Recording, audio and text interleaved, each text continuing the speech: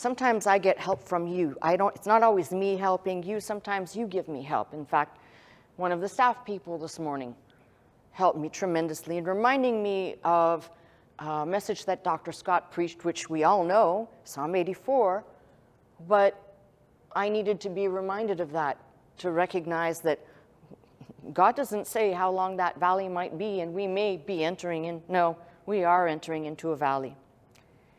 Not just me, anyone who loves this country and loves the Lord. This brother here, I love what he says. I thank God always for our Second Amendment. I hope you don't mind I'm reading this to the congregation, but it made me smile and made me happy. And I'm hoping that some of you hear between the lines of what I'm reading, please. I thank God always for our Second Amendment. It is the firewall holding back the spirit of Antichrist. There are now 26 states where an American citizen does not need a permit to carry a firearm, Florida being one of the 26. Other states let you carry with a permit, making the USA citizens the largest army in the world. Wait a minute.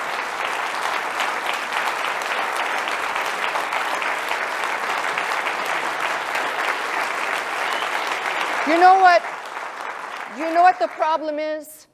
We have forgotten as a people. And I'm sorry I'm taking time, but I have to do this now because I won't repeat this again. We as a people need to find the spirit of our founding fathers and of those who bucked the tide of oppressive taxes. I'm not saying be a tax evader. I'm not saying break the law. I'm not saying be a pistol-toting creep out in the street firing shots at will. And don't hurt him, by the way. Never mind. What I am saying, though, is that this brother pointed out something very profound. The people have power. And I think we forget that because we can be so pressed down by things. I'll be honest with you. It's been, for the last few months, it's been shameful to see what has been happening in our country that people are just putting their stamp of approval on. Here's the interesting thing.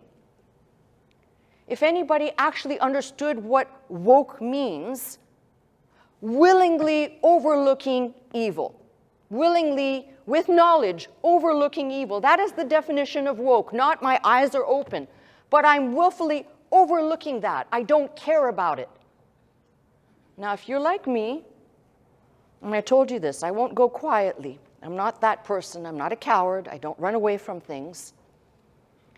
But one person cannot fix this country. Guess what? Even if this whole congregation just in front of me decided we're going to go out and make a difference, we couldn't do it either. Do you know why?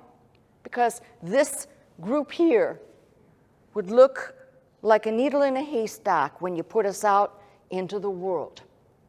But I'll tell you what can happen. This is a conversation you can have with people who are non-believers, people who are whatever you want to call them.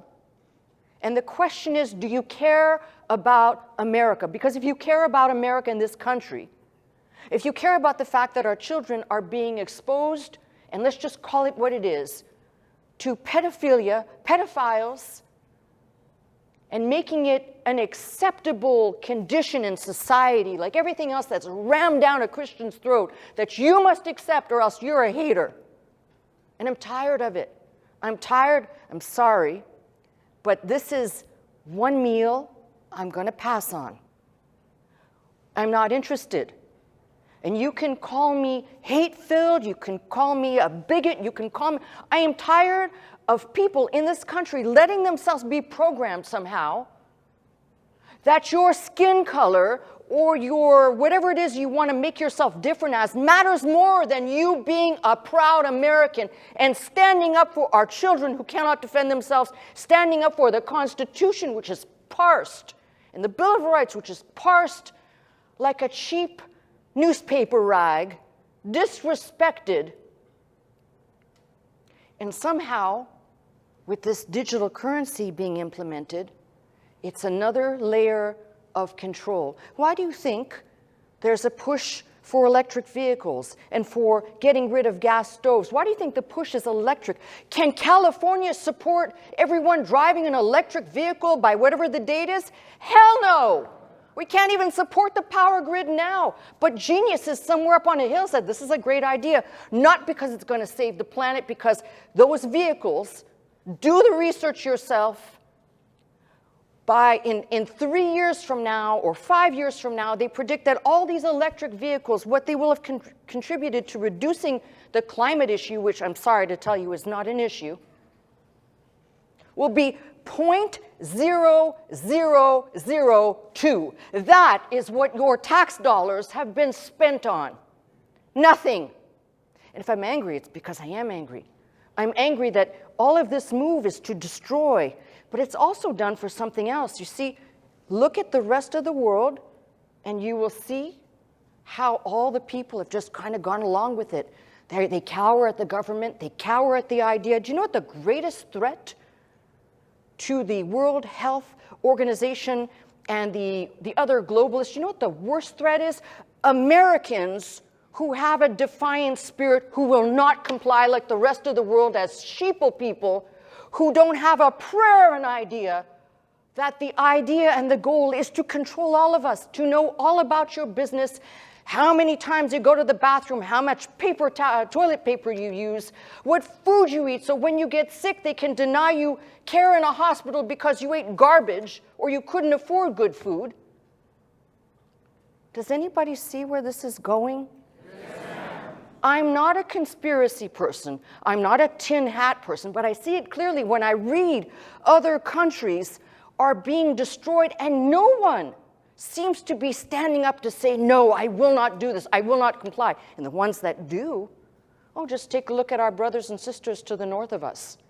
That country, Canada, and we've got a lot of king's houses, and my sympathies to so many of the good people that live in Canada that are being incarcerated. Hear me out, but look this up. Don't take my word for it. They're being incarcerated just for being Christians, just for reading the Bible. One man in a public square reading the Bible is arrested. He's asking why. Well, he's not allowed to read the Bible in public. I'm sorry, that may be happening there, but don't think for a second that the idea is not to have that type of control over the populace here. And if the government can take away your guns under the auspices, guns are dangerous. You know, it's a real insult to the citizens to tell you that guns are dangerous and you shouldn't have them because you're not smart enough to use them. That's sorry, but that is the goal.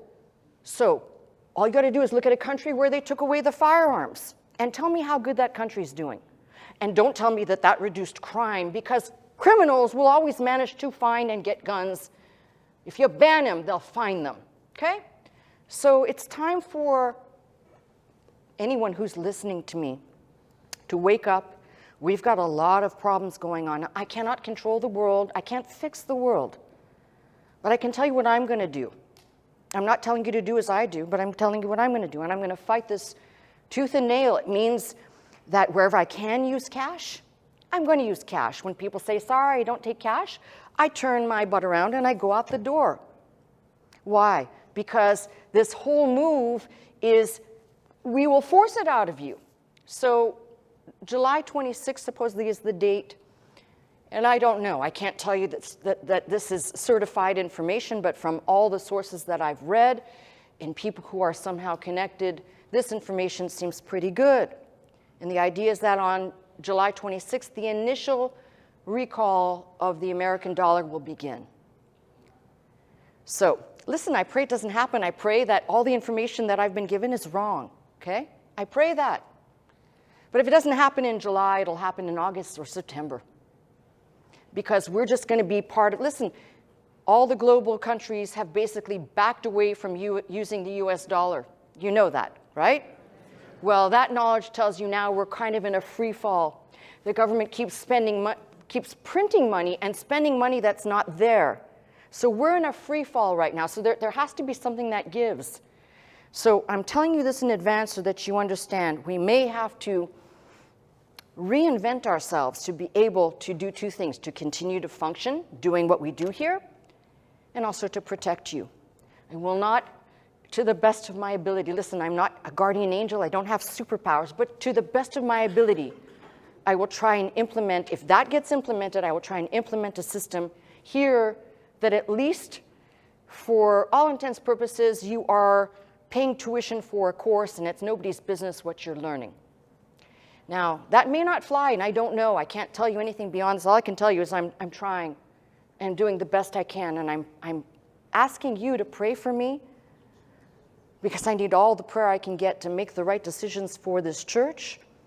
And when I say this church, this is not a church of one or a church of one. We are a people that belong to the Lord. So every decision I make is crucial, especially the ones that either leave you vulnerable or protect you to the best that I can. And I can't shield you from everything, but I can shield you minimally from the government looking into your business at what we do here at Faith Center.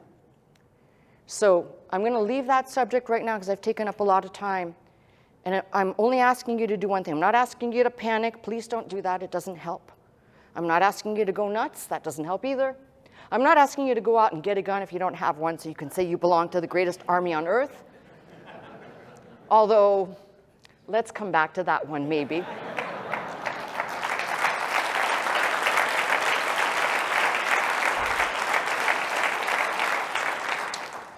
What I am asking you for, though, right now is pray for me.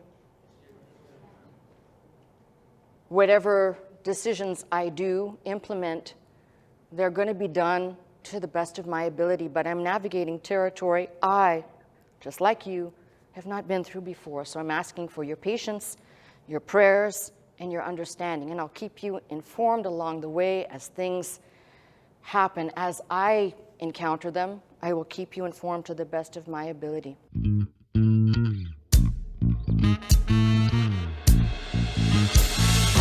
This house, magnify the Lord, lift up holy hands.